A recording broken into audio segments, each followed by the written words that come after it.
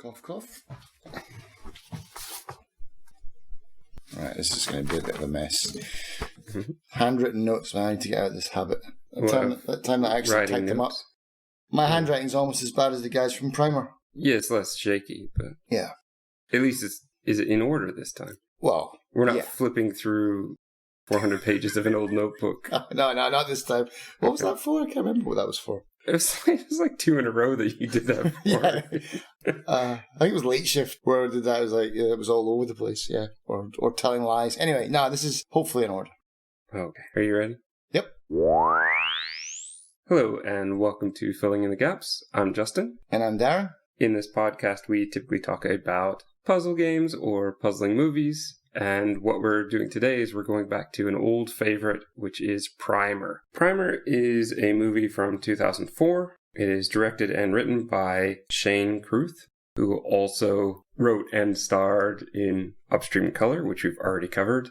Rumor has it, at least is what little research I've done, is that this movie only cost about $7,000 to make. Yeah. And you can start to see why, and I think that that's something, as we discuss this movie, I do want to point out a couple things that I noticed as I was watching this time that I can kind of see how they made that work, but still $7,000 to make a whole movie like this is pretty impressive. It is, indeed. It's only 1 hour and 17 minutes. It has IMDb ratings of 6.9, Metacritic of 68, which feel a little low to me, but I kind of understand why. Rotten Tomato, it's critics at 73% and the audience at 79%. But again, part of the problem with a lot of these numbers is I don't know if people have gone back and reviewed it, because I feel like a lot of people have seen it, but I don't know if everybody's gone back, if this is a real measure of what people thought of it, because I suspect that most of the people that have gone back either really, really like it or really don't like it. I don't think the people that thought it was just okay go back and make that effort. Well, I mean, that's a good point. I mean, how many times have you seen it? I mean, not exactly, roughly. Yeah, so that's a good question. I think I've probably seen it 6 times now. Right. And how many I'd times? be about the same. I'd say getting closer to 10, probably. And I still don't understand it. I will say this. The first time I watched this movie, I didn't like it. I really didn't like it. It can be very slow. It's a lot of talking. Yep. Some of the talking doesn't seem to really matter. Some of the talking you can't even hear. Some of the things that they're saying don't seem to really make sense with what's going on. There's a lot that's very awkward. But what I love actually about this movie is the fact that it's more designed to be watched a second time. There is a Roger Ebert quote I want to get to at the end of the podcast. He, as always, can very eloquently state things in a few sentences that's probably going to take me the whole episode to get out. But yeah, it feels like there's a lot of wasted time in this one, but unlike Upstream Color, where I feel there is a lot of padded time or stuff that's just kind of artsy and not as important to the story, this one, I wouldn't really say that. I would say my second viewing, I started to realize, because too many people had said that they liked Primer, too many people whose opinions I respected, and I decided I needed to give it another shot. And when I did, I realized actually there is a lot of good stuff in this movie, and I just didn't see it the first time through. That's a real detriment to a movie like this, because who wants to watch a movie again that they didn't like? Yeah. You're talking me. I'm definitely in the, I think, smaller group of the world in this case. But yeah, I do really like this movie. I don't love everything about it. It is not a perfect movie. But I think for what it is and what it does, it's very impressive. And I would recommend to pretty much anyone who likes science fiction, at least, watch it twice. Yeah. But you only really have to watch it once before listening to this episode. And that's pretty much it. Are you ready to jump in? Of course. Yep. All right, so here is your spoiler warning. Here we are in the spoiler section. We know full well that we're coming late to the game on this one, as pretty much everything else that we do in this podcast. This movie is 16 years old as we're recording this, and Primer is the type of movie that has a cult following. Loads of people have analyzed it. I haven't really watched, I don't think, any of them, to be honest. I've seen a few of them. So Darren may be able to jump in with stuff that other people have said. I pretty much, everything I'm going to say is something that I've thought of, but is probably been thought of by every other, reviewer that has done this movie before. we're not going to go through and sort out the timeline. And that would be very, very... It would almost be impossible to do, because the things that I've seen, just to follow that timeline, they require flowcharts with coloured layouts, with patterns, just so that you can visualize it. Doing it just... But, and then there's this part, it would be so hard to do just with audio, man. Yeah, so... and to be honest, the people that have already done it, they've done it spot on, and it's really well done. So kudos to those guys. This movie deals with time travel. And time travel typically does my head in, usually because there are things in it that just don't make sense or don't line up. And at least the way that I've watched this movie so far, I don't really have a problem with that. I think I did the first time, but I think that I wasn't really grasping everything that had gone on or the clues that they had given us throughout. Yeah. We start in a garage. We're going to spend a lot of time in this garage. Yep. We see from the outside, there are two guys about to enter, and there are two guys already setting up on the inside. Audio, we have phone ringing, and a narrator starts. And he's going to leave a message that's about an hour and 17 minutes long. Yeah. But yeah, so the narrator is talking to us. I think we could pretty much assume that the narrator is Aaron. Yeah, it'd have to be Aaron. And basically, he says, don't say anything. I'm going to start from the beginning and go all the way through. Yeah. We don't honestly get much of this narrator. And when we do, sometimes it feels a bit jarring because we haven't had enough of it throughout. But it's very important to the kind of end game of this movie. So I understand why it's here. I almost feel like it should have been done a little bit more to make it feel like more of the movie. But that's just personal opinion here. We then go to the kitchen table where the four guys are putting stuff in padded envelopes. They're talking about patents. They're talking about their work. They're talking about how they're overworked and yet still trying to get ahead. I love the fact that their side hustle is trying to engineer new things and create new patents. That's how they're trying to create a future for themselves, while they're still engineers in their regular day job as well. And I think that comes from Shane's real life experience, because he is an engineer by trade. And I think what he's trying to say there, to me anyway, is that once you go into an engineering company, that's your life pretty much over, because they only play the safe game, don't they? They'll only develop stuff that they know will have a good impact on their shareholders and blah, blah, blah, blah, blah. Whereas all the real true creativity and imagination that goes into developing something absolutely crazy like what they're doing, that's got to be a side hustle, because their bosses would never okay what they're doing. But I love how they're also like financially responsible and like they're taking care of every dime. But Aaron, he's just reckless. I mean, and that's his character, you know, and that's because he's, in the end, he's not really the good guy of the story. So let's talk about these four guys real quick, because one of the things I found in this movie is they don't say their names often enough for you to really get a feel for who they are. Aaron and Abe, and then the two other guys. But even then, I wouldn't have got it the first time, maybe not even the second time. Like, you have to be really quick in paying attention. You might get errands, but I just feel like we aren't really given their names. We're not really given a good setup, except for the fact that they're engineers. Yeah, I mean, after you're nearly 10th time, yeah. I know Karen. Is it Kara even? It's Kara. All right. So Kara is Aaron's wife. Aaron is Shane Gruth. He is the writer, director, idea man behind this whole musician. He did all the music for it as well. Abe will be his friend. This is the one with the light hair. And in the beginning, he has a beard, but that goes away. We have Philip, who is the guy with the dark hair and the dark goatee. And then Robert, who's kind of the shorter white guy, and he has no facial hair.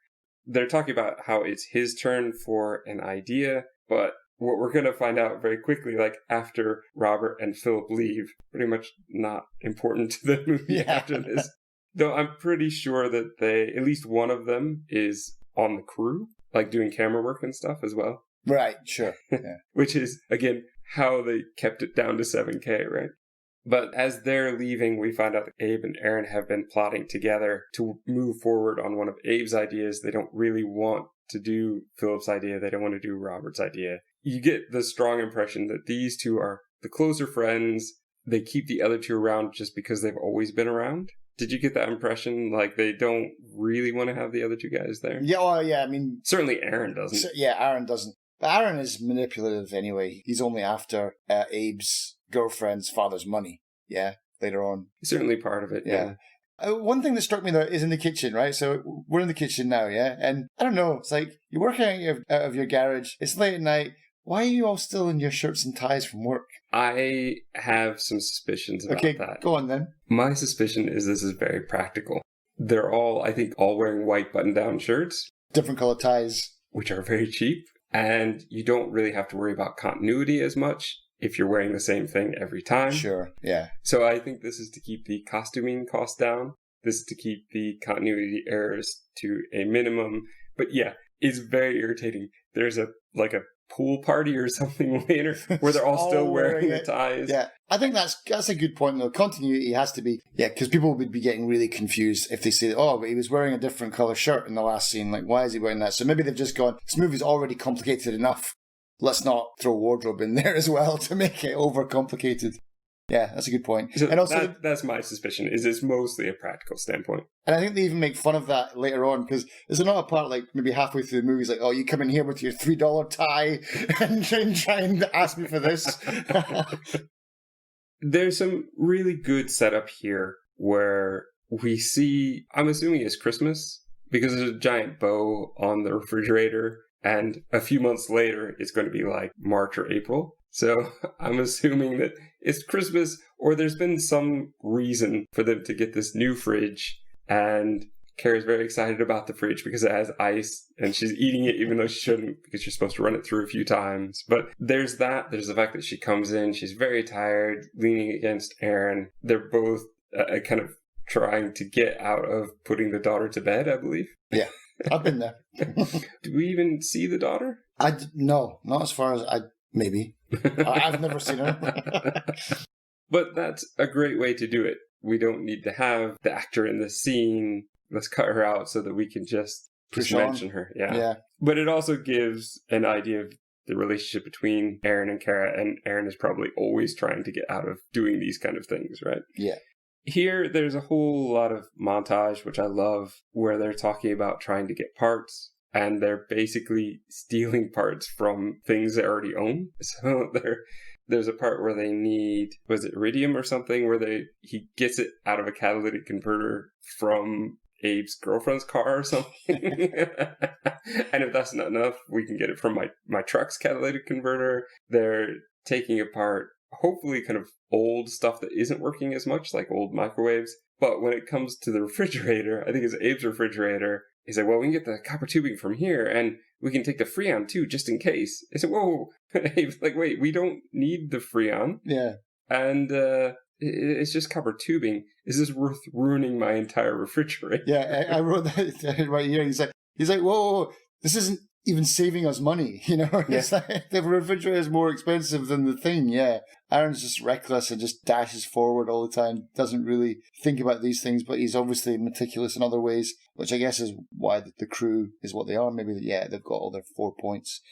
What I did think about this, have you ever seen that YouTube video about, I can't remember the title of it, I think it's called How Americans Sound to Foreigners. Is it the one from Italy? No, I don't think so. It's like basically a guy and a girl, and they're talking absolute gibberish. And it's just basically like when foreigners are watching Americans on screen. Okay. No, I've seen a similar thing, which was the song from this old black and white kind of Italian variety show or something. And the song is meant to sound like American English. And when you listen to it, you kind of get that it does. Yeah. Yeah, but this one is just like, it's really well done because they're so serious. It's like a drama almost, and just like, well, I don't know if the fish. It's just, but the way they deliver the lines, I felt like that in Primer a lot because, man, they constantly are talking over each other throughout the whole movie, pretty much. And I don't know why they do that. I've got a couple of ideas, but one of them is just maybe, I don't know, would you say that's even bad direction? Like, it's also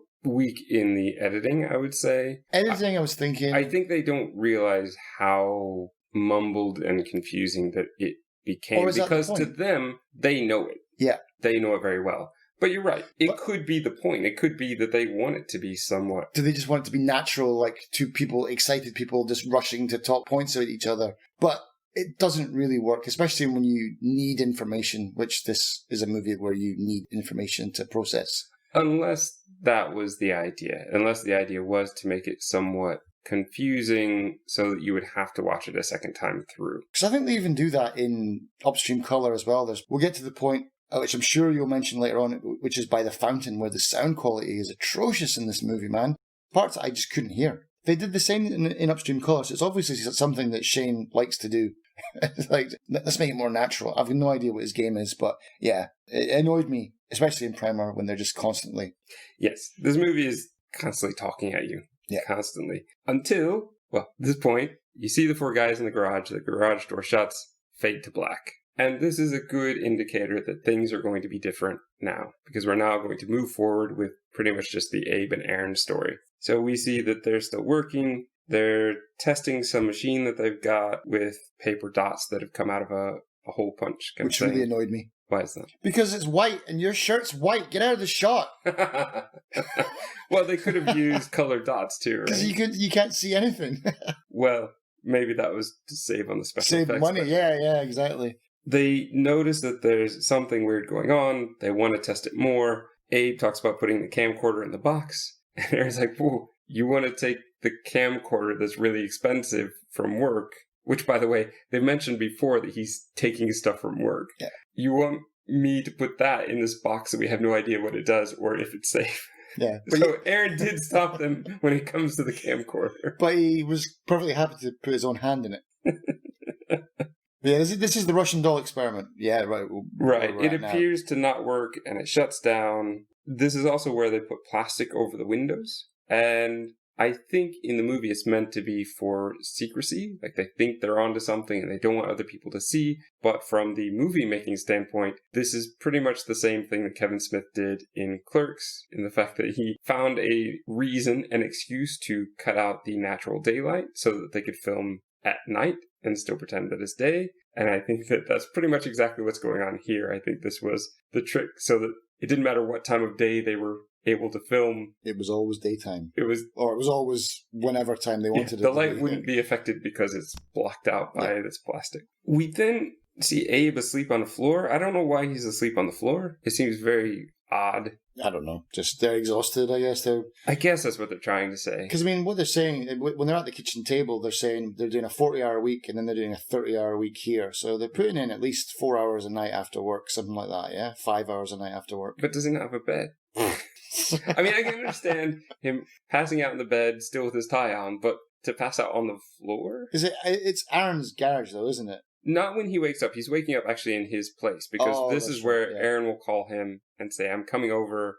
There's a weird thing they do here, and I think they do it on purpose, where you see Abe get up from the floor, and then you see that same exact shot again.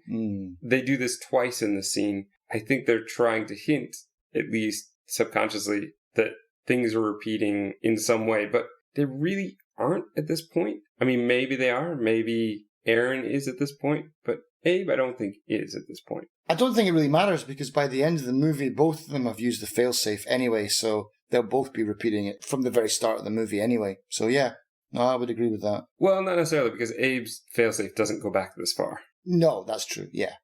So I think this is more artistic than actual... He does the same shot in Upstream Colour as well. He does the same double take thing. I think it's a style thing as well. Okay. There is some roommate that Abe has that's apparently living for free, which Aaron doesn't like the fact that Abe's letting this freeloader stay with him, I guess. I don't know why that's important. It's because Aaron's not a nice person.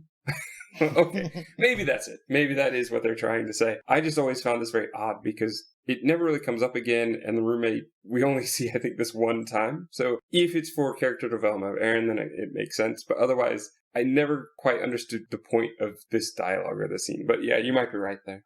We see Aaron is very excited. He keeps talking about wanting steak.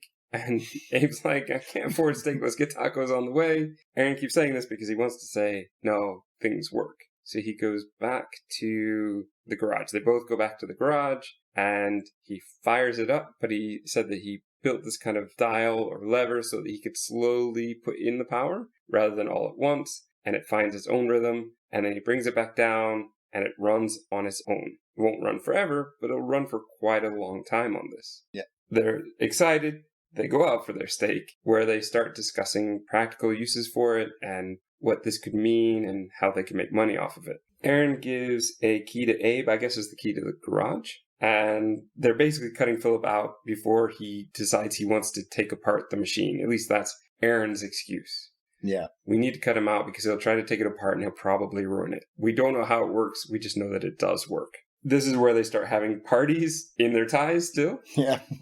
Trying to get funding from Thomas Granger, who is, as you said before, Rachel's father, and Rachel is Abe's girlfriend, I believe. Yeah. Months go by. I think the narration says here that they both realize they're out of their depth, at least as far as the science behind why this is working. And even applications, like at some point towards the end of it, they sit down and they're like, we don't even know how we could even market this, even if we could have everything perfectly laid out. Like, what can you honestly sell it for? It's unmarketable.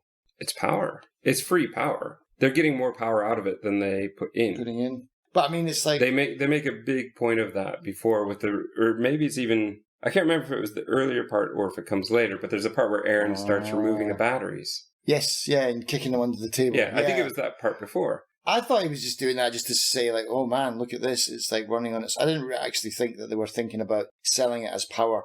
I thought... Yeah, because they were talking about the numbers. How much power is it pulling? He's like, well, there are 2. It should be 12 each, 24. And he takes one out. He's like, oh, okay, well, now it should be pulling at least 12 from that one.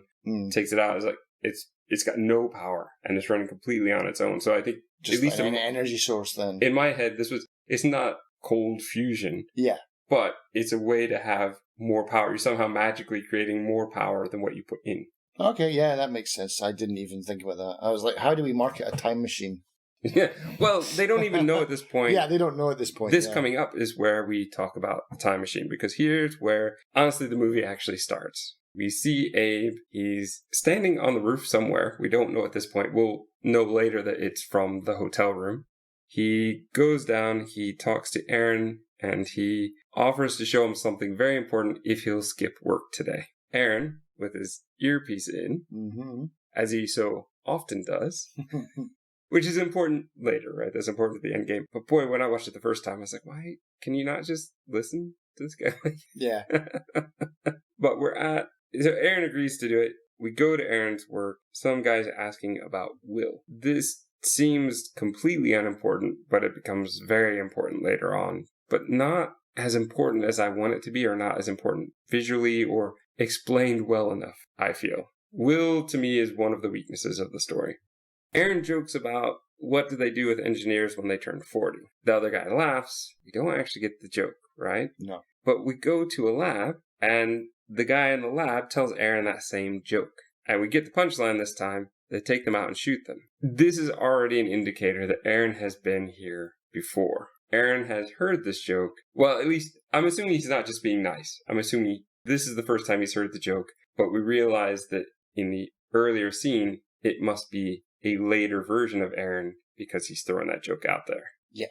This is all talking about some sort of fungus that's on the piece, this kind of special fungus, which apparently is worth a lot of money if you can sell it, because it takes them months and months to make this stuff, whereas Abe and Aaron are apparently scraping this stuff off like every 5 days. So already in my head, I'm like, well, you've got your moneymaker right there, but that's not what they want, because they want something more. Yeah, I wrote down here, every 5 days worth is equal to 5 years worth. Right. So, yes, if that's a high commodity fungus, you've got your money, but that's not what they want to do. They put the watch in the box, and what they say is it takes 1,300 trips to go to kind of a minute in the future and back again. And Aaron is just really excited, but about the possibility of publishing. But Abe says that's not enough. What are we going to say? What are we going to prove? Yeah. So we need more proof. We need to put somebody inside the box. So they're talking about building a larger machine so that somebody can go inside. And then again, they start discussing about ways to make the machine cheaper. Where could they do it? Oh, well, we could do it in that self-storage thing right over there. And Abe stopped and he says, okay, I swear to you, what you're about to see is not a joke. And he kind of gets out of the way, and there's Abe walking to the self-storage. Aaron obviously is confused what's going on. They go in to the self-storage. There are machines already working. Yeah. How do you feel at this point? I'm okay. Well, everything's flowing smoothly for me, I think. Why? This is probably the biggest problem I have with the movie, is this scene. There are others, but it's this one. Why?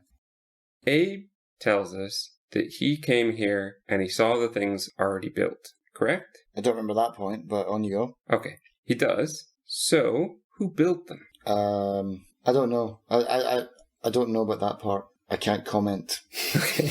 But here's my biggest problem is that they are doing the kind of Bill and Ted thing with the future, but without actually explaining how it happens in the past. So these machines just happen to be here, but who built them when? So if Abe found the machine, then that means that they must have built it, but they built it in the past. So they together have gone back in the past, or at least one of them has gone back in the past, built them and left them here for them. But they've never actually built the machines. They've just talked about how they would do it. On the very day we're looking at it, and we go and see them for the first time. Yeah, I'd have to watch it again. Welcome to your 10th viewing. But this has always bothered me because there never seems to be a point in the timeline when these actually get built. We never see them get built. Yeah. Right, but they go in that same, at least it looks as though they're going in the same day as we see Abe walking in with his oxygen tank. Oh, right. So, and this is just when Aaron is hearing about it for the first time. Yeah, I'd have to watch that again then because I wasn't ready for that question. Always bothered me, probably always will bother me. I don't think that part is set up properly. I just assumed that Abe had built them. He built one for himself, and then they built one for Aaron. Or Aaron built his own, maybe, and then that was it. I never even give it a second thought, to be honest. But you never see them build it. Yeah, I could definitely say that. You never actually, there's no Rocky montage of them building a time machine. No, and they're just talking about it now. So, I don't know, there's just this whole, yes, if this is Abe's first trip, then he must have built it before, and just lets Aaron believe that he hasn't built it and talking about making a bigger one. But, I don't know, it just seems like way too quick from the time that Abe would have figured out that the machine works to begin with to I've built a time machine in the self-storage. Right, yeah, the actual passage of time. I mean, it would take months, maybe even longer to build a human-sized box. And so, yeah, it seems like it's happened in a day, but we don't see that passage of time, I guess. Maybe. Yeah, I've got no idea. But no, I mean, I think at that point, though, one important thing is that I think that is, so Abe, like, if we're going to call them Abe 1 and 2, whatever, right? So Abe 1. So we're going to do that again. But, I mean, if Abe 1 is going into the storage, right? Then Abe 2 is with Aaron, yeah? Yes. But I think at this point, Aaron is on, like, I don't know how many iterations he's on. Right. And he's faking all this surprise. Right, but... Yeah, the Genesis, yeah, I don't know. But the thing is, Abe, I feel, is not. I mean, if that's the case, then this whole day, this whole let me show you something important, is both of them pretending all day. Yeah, well, no, I would see that, because I think, in my mind, what happened is, Abe builds a box, he goes to the hotel room, he waits until 3 o'clock, and then he goes back in time, right? And then that's his old Abe is stuck in that time loop of going to the hotel, getting back in the box, yeah? So that's him. That's the original Abe. Done. He's now stuck there, yeah? And so this is Abe 2, and Abe 2 meets Aaron X on the bench. Yeah. I totally get that. It's the box. Yeah. Where does the box come from? Well, that always bothers me. Abe built the box, but when, we don't know. And we never. So he spent like a month building it on his own before he told Aaron. I think so. I mean, and building the failsafe. Yeah. Right. Yeah. Which I always thought was so stupid, but that's important for the story. So, like, to put both of them in the same place seemed dumb to me. Oh man, that's that's just a house fire. That's why you keep your data in 3 different areas, isn't it? You got them on Dropbox, you got them on a physical copy. But also just you do not put when you go to two time traveling boxes. When you together. go to buy to rent a new room, and there's probably only like one guy who works there running the place and says, "Oh, you want another one?" You know, like it only takes that to mess up your whole plan, Abe. So to have it both in the same place makes no sense. That's very practical movie thing. Yes, but they worked it into the story as that was Aaron's clue, right? We'll find out later. So it works out well in the fact that they don't ignore the fact it actually is important. Mm-hmm. We're going to fade to black.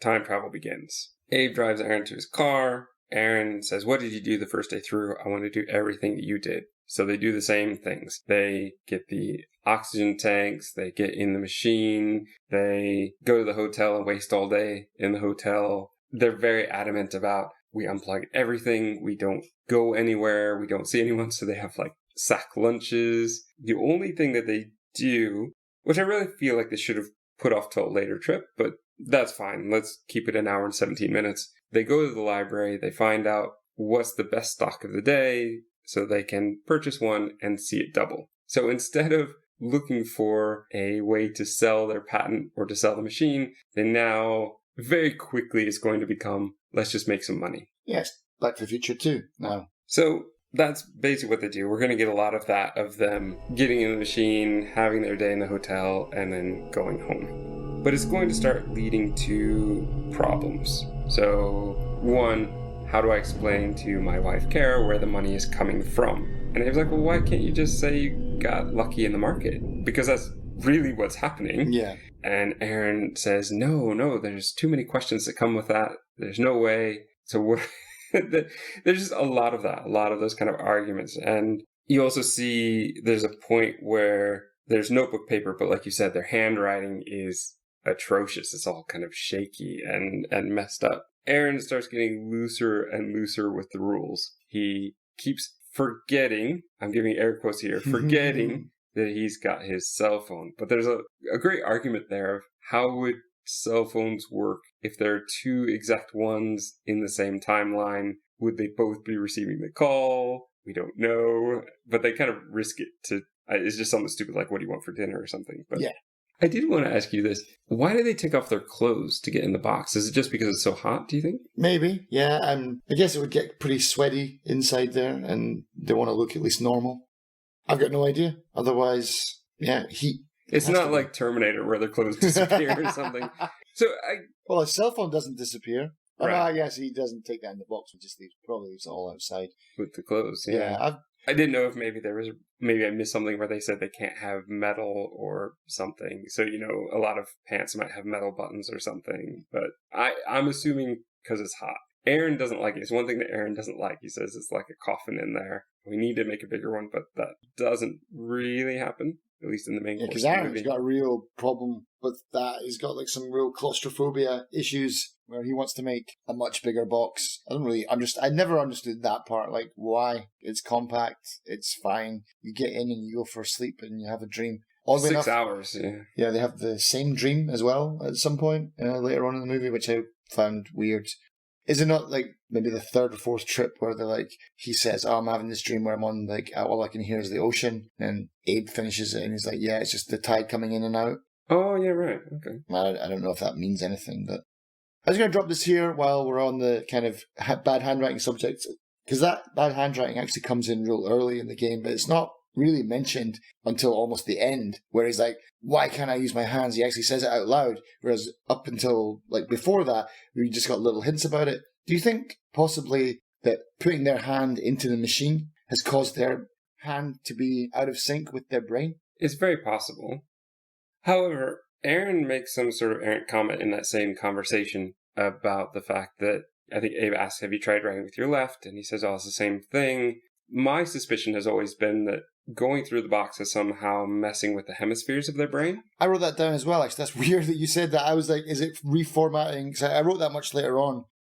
Yeah, I was saying, is it like reformatting their brains? Like, because he says it's the same with my left. Is it like they're got two right hemispheres or something like that? Is there some sort of crossover or something like that? Yeah, I did write that down. But I did kind of like the idea that maybe it's out of sync because there's a point later on where he misses the basketball shot. Yes. But he makes the perfect basket the first time. Yeah, I don't know. I don't know if that would be a hemisphere issue or if it's your hands are just milliseconds out of sync with each other. For me, it's just always been that the machine was a bit dangerous and they were jumping in before they should have. Well, obviously that because they're bleeding out of their ears, they're passing out, they're going unconscious, yeah.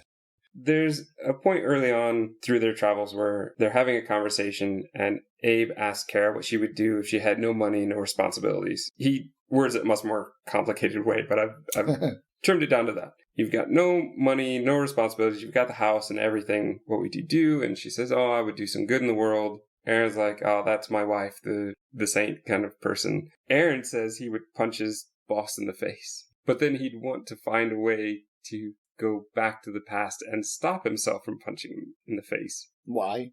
He just wants to know what it feels like, but he doesn't want the repercussions of it. Yeah. Right? He wants all the experiences, but he doesn't want to have to pay the penalty for them. And yeah, this is a problem because this is where the narrator comes in and says, well, once the idea is out there, you can't put it away. And it's like, this is your major idea. This is your major problem, is the one where you want to punch your boss in the face, not the one where you keep jumping back in time to make money on the stock market. I mean, I don't know. This has always been a little like, this is your big thing? This is your only motivation, is wanting to punch your boss in the face. And Abe kind of helps you go along with it. It just seems like there would be a much better thing to want to go back and do. Something big. Like, these guys are, in theory... God. Yeah. Well, and also in theory, just going to make millions using the stock market trip. But all he wants to do is punch his boss in the face. Like, think bigger, you know? Well, he does think big by the end, yeah. I guess, but it's like, why wouldn't you want to punch the president of the country in the face or something bigger? Like, this just seems such a minor thing, and such a minor thing to risk so much over. Yeah, because they do it, don't they? Yeah. They at least plan to. Yeah. They're going to do it, yeah. So there's arguments over Abe wanting to let Kara in on the knowledge, but Aaron's against it. Oh, this point as well is where his wife also says there's rats in the attic. Yes.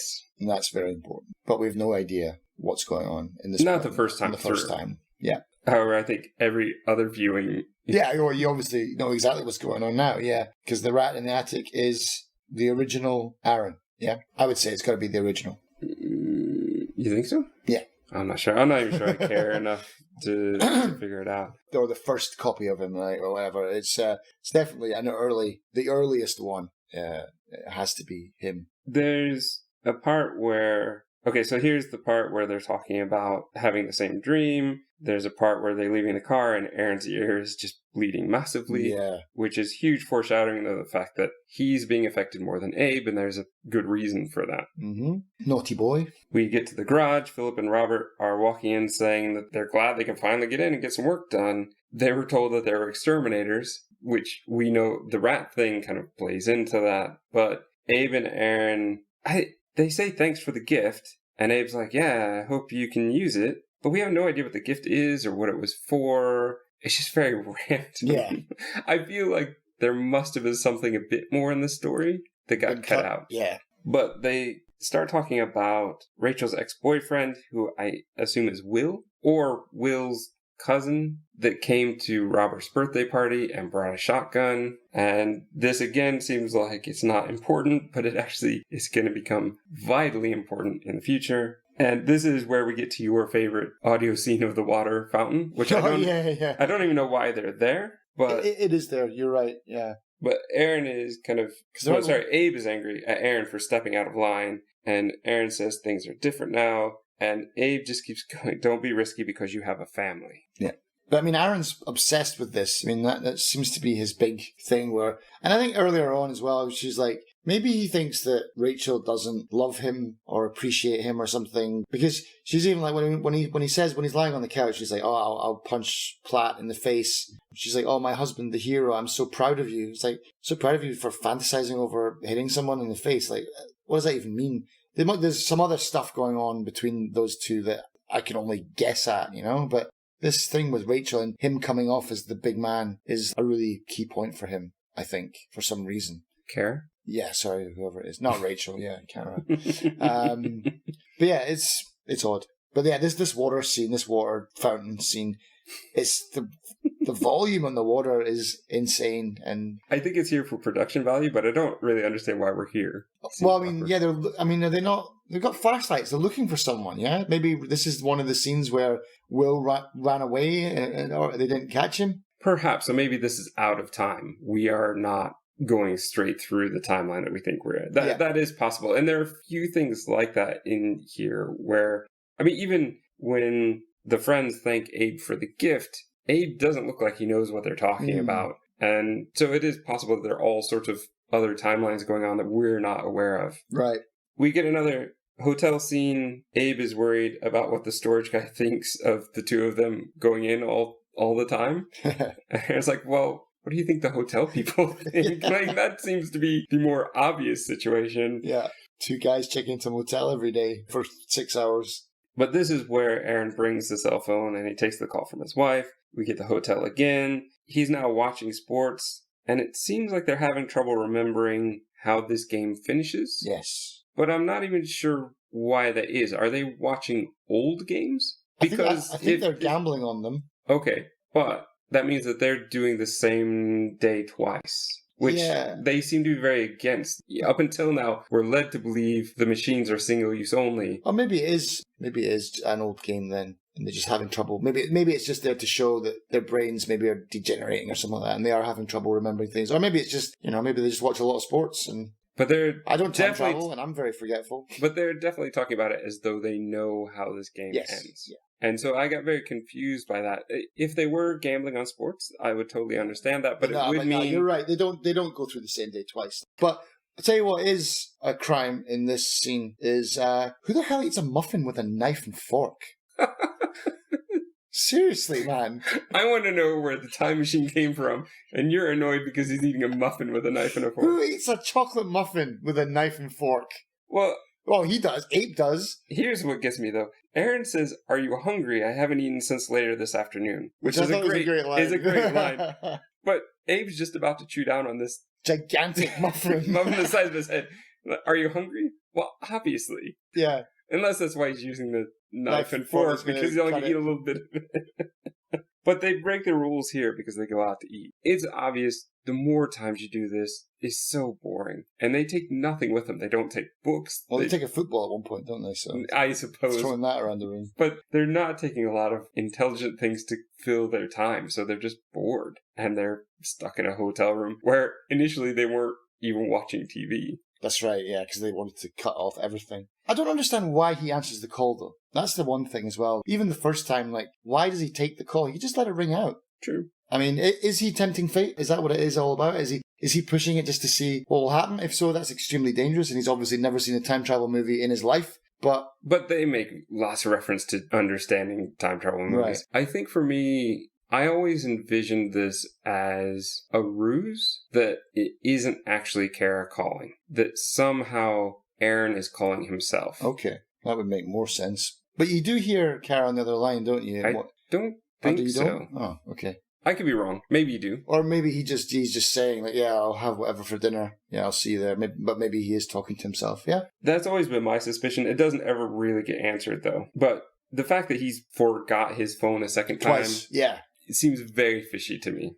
So it's now night. There's a skateboard kid with newspapers setting off car alarms. This is where Abe comes over and says, "Now's your time," because were they going to do something to stop the kid from waking him up? I think their plan was to go and punch Platt in the face, then stop the kids from hitting the cars to set off the alarms so that their original selves would not wake up from that and then have the same idea. That's pretty much it, wasn't it? Right. So they would somehow still remember the experience without actually having lived it. I'm not sure how that really works. That gets very kind of timey-wimey, but I'll let it go. I'll let that one go and say that's fine. But the next part I find so baffling. I don't understand what's going on with the next part. Yes. So they're driving by. Aaron thinks he sees, I think, was it Tom Granger, like Rachel's dad, in the car, but now he's got 2 days of facial hair growth and not clean shaven like you saw him earlier in the day. So it's obvious. They don't have to overly explain the fact that Aaron suspects Tom has been using their time machines or their technology in some way. Yeah. But they get out, they chase him down, and the picture is kind of grainy and far away. There are 2 guys on the ground. Is one of them Tom? Yeah. Okay.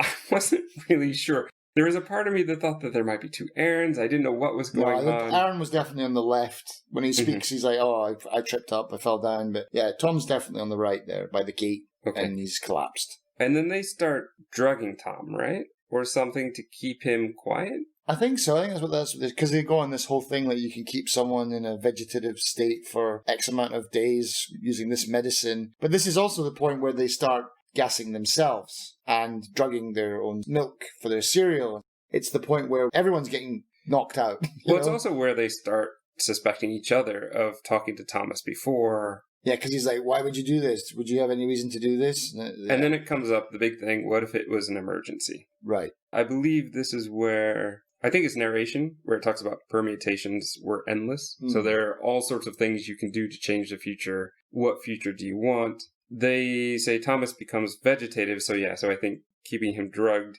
and hiding him in Abe's room. This again is a thing, even after many times of watching it, I'm a bit confused by, because I get that there's something bad that happens at the party.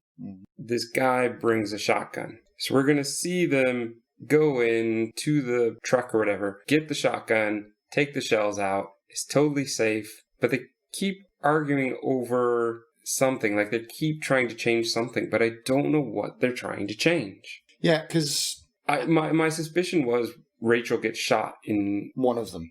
But in their argument, Abe is saying, no, they never actually shoot. And every time we go, they never actually shoot. So what happened? What was so bad that they're trying to stop? I honestly think it's Aaron's vanity getting in the way, where he wants to be the hero. She said, my husband the hero earlier. But yeah, so I don't know. It does because it doesn't really make sense. Nothing ever comes of that situation, even the first time around. So it's like, why would you go back and tamper with it?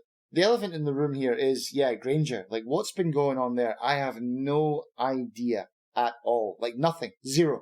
Maybe there are videos about him and his part in it. But I think there's nothing in the story. And it's a movie about endless time travel loops. So you could literally say anything. He went on to become the president of America in one universe. But one thing is for sure, he's done it, or at least not for me is for sure, is he's also been doing it quite a lot because he collapses. I don't think maybe Aaron was trying to kill him. Maybe he did bash his head in or something like that. But I think you would be able to see that. He'd be like, no, you hit him with a rock. There's blood coming out of his head. But he does say, he just collapsed. And Abe seems to agree with him.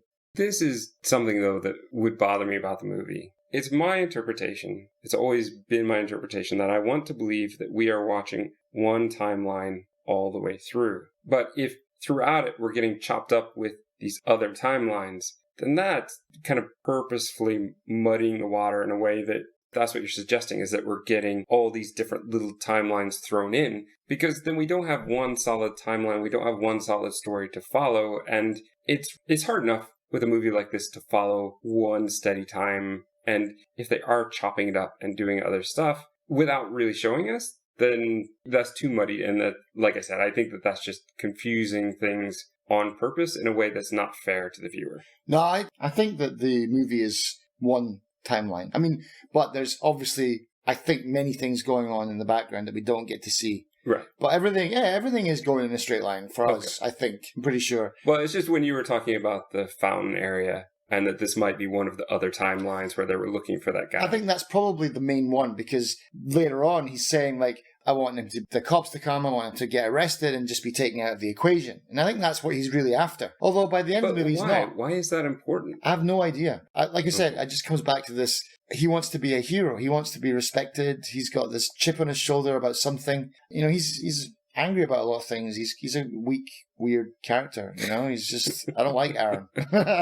I don't think you're meant to. No, you're not meant to like Aaron. Yeah, no, I think the first one was just the gunman escapes, he runs away, done. That's it. And yeah, we're following the first original timeline, but we've got all this other multiple timelines happening in the background. But I do think it's weird that they're breaking that rule, that even Abe is letting them break that rule to do the same party over and over again, because he said in all the times, how many times has he shot? So that means that they've done that day many times. Right. Over something that apparently is not an emergency. No. Before this, probably every time I watched it, I assumed that was important, that somebody dies, and that's what they're trying to stop. But it isn't. When I heard that this time, I went, wait a second. Yeah, nothing happens. Like, nothing happens, so what's the point? It could just be weak writing, man, Like, if they got Rachel killed, then there'd be a reason for it. Right, which is why I always thought they went back in the first place. But this time it doesn't seem like that's an issue. Then you brought up a good point, is that what we were saying before about the sports game, if they have been doing that party over and over again, maybe they have been watching the sports ones, Maybe. I also think... Or maybe that would make sense, because if they're doing the party, they'd have to watch the same game over and over again. You can't be betting on the same game, because you could only win the one game once, couldn't you? Right. So maybe doing the party over and over again, that's how they've been spending time, is just watching the same basketball game. Boy, that would be so dull to watch the same exact game over and over again. I'd find a way to get a DVD player into the box, I think, with me. Just leave it at the motel room. Which we'll be back tomorrow. Here's where they're really dividing on how they feel about things. This is where Abe is going to do his failsafe machine. We're going to see him stop himself and take over. But as he's talking to Aaron is still saying the same conversation he was before, not really responding to what Abe is saying, because he doesn't realize that this is, let's say, Abe 2 to his Abe 1, and he just keeps going with that conversation, and Abe realizes that Aaron's been playing him for a very long time. Yeah. This is where we find out that Aaron has been listening to all the conversations. He's been recording all of them so that he could have a few seconds head start on everyone and could make things happen the way that they're supposed to. Incredibly intelligent and manipulative and interesting way to use time travel in a movie, in a story like this.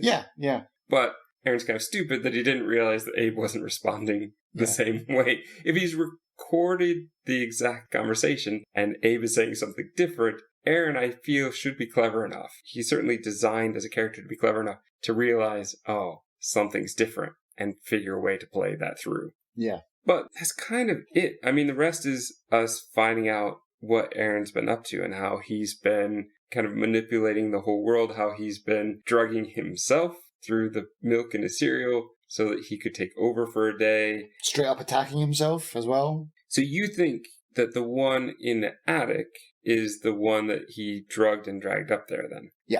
Okay, that makes sense, yeah.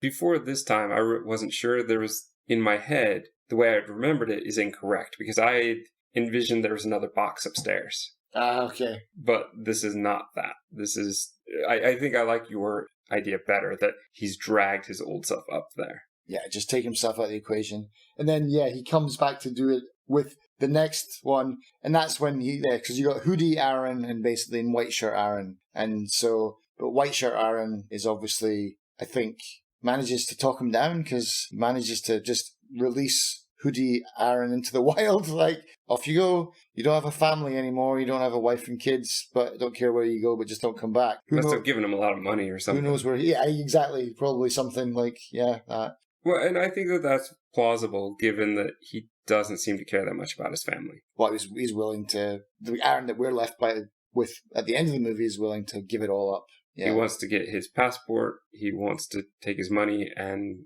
go. Yeah. And Abe doesn't want that. There's a whole weird thing where Abe, Aaron's like, well, why don't we just take Kara and our daughter back in the box with us, and then we can each have a set, because that's what you really want. Yeah. And that really seems to come out of nowhere. Yeah, I mean, that's not a nice thing to say to your best friend.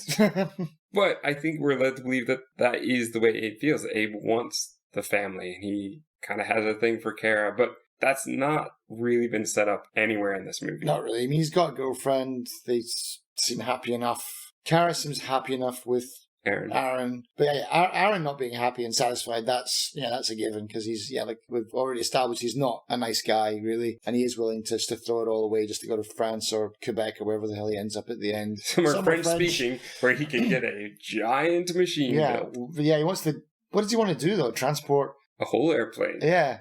David Copperfield, yeah? It's a huge warehouse that he's gigantic, getting built. Yeah. But remember that his trick apparently was to put a machine within a machine. So I don't know what he's doing here with this one. If he's somehow doing machine within machine within machine. If he's somehow using that with his know-how to get even further back in time. Or if he's just got bigger plans that require a bigger room. I don't know. I mean, again, maybe he's going to find a way to bring more stuff back with him. Right. Yeah, I didn't understand the bigger thing. That's just never... If anything, you'd want to make it as small as possible. And as few people to know that it exists as possible. I guess they don't know what they're building. Yeah, so that would make sense. They're just engineers. Again, they're just engineers. Going back to the very beginning of what we're talking about. They're just set to work on something. They don't necessarily know the mechanics of it. But... And he doesn't seem upset. Abe has told Aaron to go away and never come back. He seems happy about it at the end. Yeah, he's I think that's what he wants. He wants a special life, and he's going to have it now, much to the risk of his own life and probably the rest of the world, because, as you said, he's a bit impetuous, and he doesn't always think things through. But I guess Abe Zero Or original Abe is original Aaron is in the attic anyway, so he gets his family, but then gets nothing in the end. He will have never even time traveled yet, or will he have?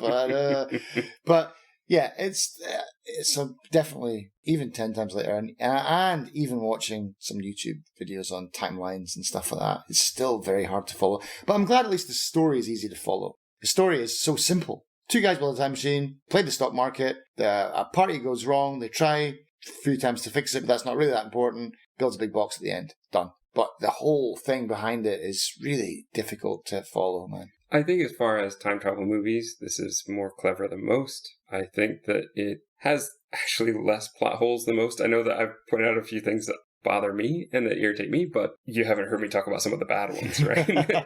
Overall, I think it's pretty solid, and it's pretty amazing that they did what they did with $7,000. Yeah, pretty much. Yeah, I mean, Abe kind of gives it all up, doesn't he? I mean, I guess he'll get to toy around with the box, but Aaron knows what he's doing, and yeah, who knows what kind of hellscape he's going to create by all these paradoxes, because he's not exactly cautious, is he?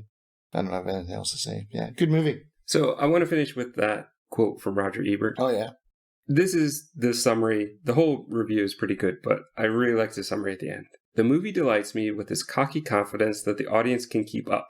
Primer is a film for nerds, geeks, brainiacs, academic decathlon winners, programmers, philosophers, and the kinds of people who have made it this far into the review. It will surely be hated by those who, quote, go to the movies to be entertained, and embraced and debated by others, who will find it entertains the parts the others do not reach. It is maddening, fascinating, and completely successful. And then he goes on to talk about how it has a $7,000 budget, and that's impressive, and that so much of what the shots were very deliberate. And yeah, I mean, it's a very kind of efficient movie as far as the way it's made. It's an impressive movie. I've watched it many times. I will probably watch it again. Not sure I'll understand it any more next time than I did last time, but I think that this is a movie that is good enough to watch and to watch again.